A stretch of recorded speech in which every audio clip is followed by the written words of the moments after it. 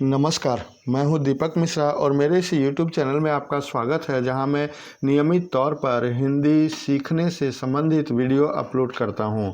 और आज के इस वीडियो में हम कहानी पढ़ते हुए हिंदी पढ़ने की गति में तेज़ी लाने की कोशिश करेंगे। हिंदी गति पढ़ने की गति को बढ़ाने की कोशिश करेंगे।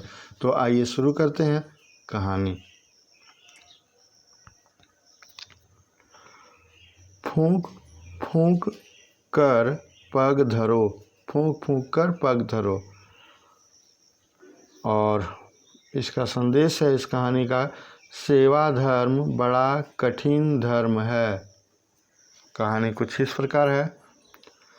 एक जंगल में मदोत्कट नाम का शेर रहता था।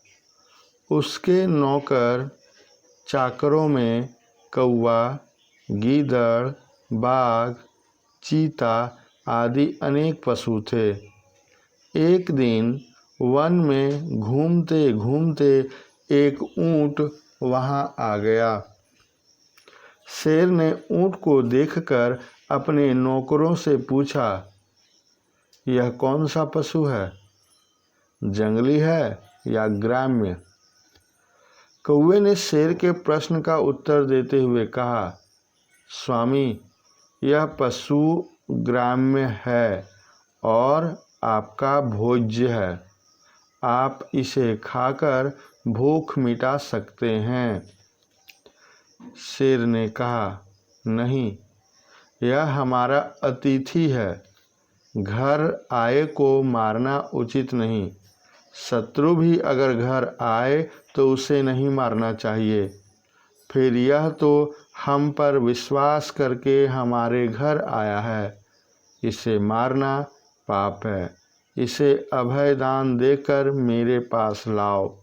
मैं इससे वन में आने का प्रयोजन पूछूंगा।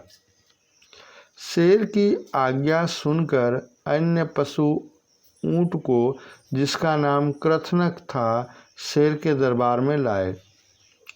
ऊंट ने अपनी दुख भरी कहानी सुनाते हुए बतलाया कि वह अपने साथियों से बिछुड़कर जंगल में अकेला रह गया है। शेर ने उसे धीरज बंधाते हुए कहा, अब तुझे ग्राम में जाकर भार ढोने की कोई आवश्यकता नहीं है। जंगल में रहकर हरी भरी घास से सानंद पेट भरो और स्वतंत्रता पूर्वक खेलो कूदो।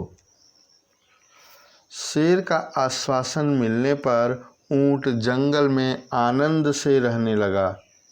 कुछ दिन बाद उस वन में एक मतवाला हाथी आ गया। मतवाले हाथी से अपने अनुचर पशुओं की रक्षा करने के लिए शेर को हाथी से युद्ध करना पड़ा।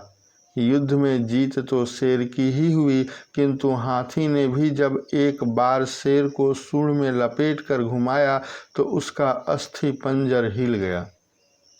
हाथी का एक दांत भी शेर की पीठ में चुभ गया था। इस युद्ध के बाद शेर बहुत घायल हो गया था और नए शिकार के योग्य नहीं रहा था। शिकार के अभाव में उसे बहुत दिन से भोजन नहीं मिला था। उसके अनुचर भी, जो शेर के अवशिष्ट भोजन से ही पेट पालते थे, कई दिनों से भूखे थे।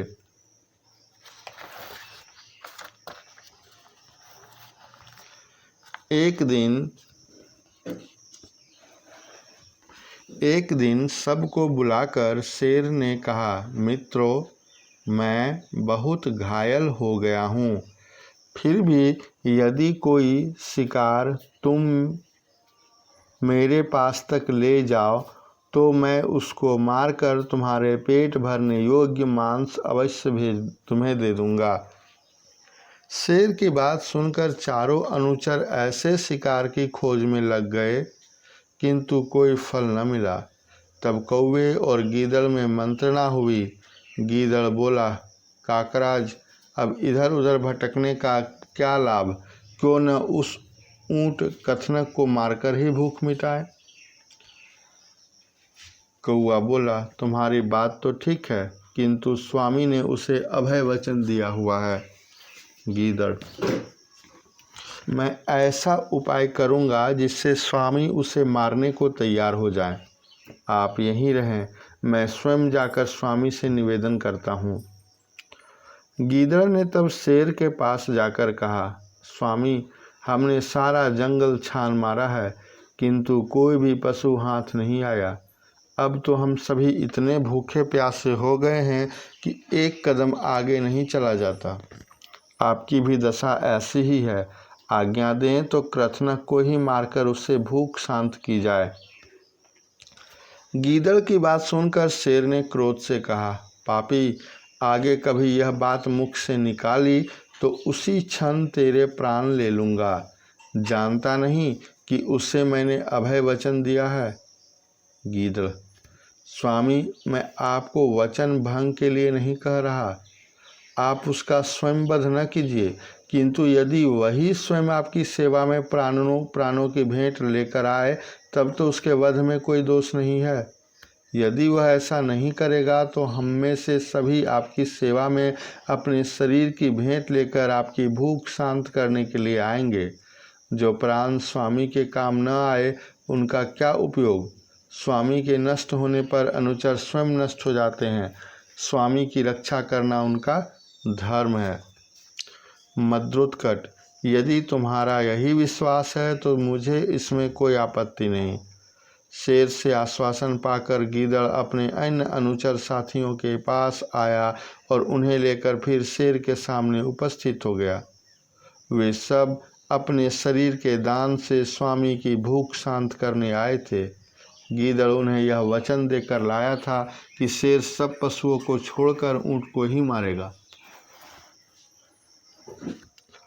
सबसे पहले कौवे ने शेर के सामने जाकर कहा, स्वामी, मुझे खाकर अपनी जान बचाइए जिससे मुझे स्वर्ग मिले। स्वामी के लिए प्राण देने वाला स्वर्ग जाता है, वह अमर हो जाता है। गीदड़ ने कौवे से कहा, अरे कौवे, तू इतना छोटा है कि तेरे खाने से स्वामी की भूख बिल्कुल शांत नहीं होगी। तेरे शरीर में मांस ही कितना है जो कोई खाएगा। मैं अपना शरीर स्वामी को अर्पण करता हूँ। गीदड़ ने जब अपना शरीर भेंट किया तो बाघ ने उसे हटाते हुए कहा, तू भी तो बहुत छोटा है। तेरे नख इतने बड़े और विषैले हैं कि जो खाएगा उससे जहर चढ़ जाएगा। इसीलिए तो अभक्ष है। मैं अपने को स्वामी को अर्पण करूँगा, मुझे खाकर वे अपनी भूख शांत करें। उसे देखकर कृतनक ने सोचा कि वह भी अपने शरीर को अर्पण कर दे जिन्होंने ऐसा किया था। उसमें से शेर ने किसी को भी नहीं मारा था, इसलिए उसे भी मरने का डर नहीं था। यही सोचकर कृतनक ने भी आगे बढ़कर बाघ को एक ओर हटा दिया और अपने शरीर को शेर को अर्पण किया। तब शेर का इशारा पाकर गीदड़, चीता, बाघ आदि पशु ऊंट पर टूट पड़े और उसका पेट फाड़ डाला। सब ने उसके मांस से अपनी भूख शांत की। संजीवक ने दमनक से कहा, तभी मैं कहता हूँ कि छल कपट से भरे वचन सुनकर किसी को उन पर विश्वास नहीं करना चाहिए, और यह कि राजा के अनुचर जिसे मरवाना चाहे उसे किसी न किसी उपाय से मरवा ही देते हैं। निसंदेह किसी नीच ने मेरे विरुद्ध राजा पिंगलक को उकसा दिया है। अब दमनक भाई, मैं एक मित्र के नाते तुझसे पूछता हूँ कि मुझे क्या करना चाहिए।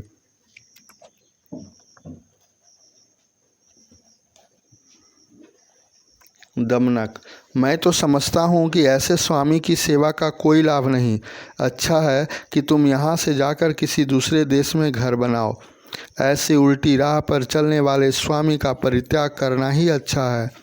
संजीवक, दूर जाकर भी अब छुटकारा नहीं है। बड़े लोगों से शत्रुता लेकर कोई कहीं शांति से नहीं बैठ सकता। अब तो युद्ध करना ही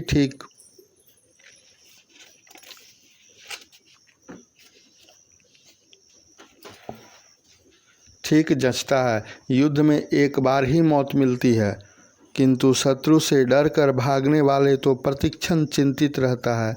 उस चिंता से एक बार की मृत्यु कहीं अच्छी है।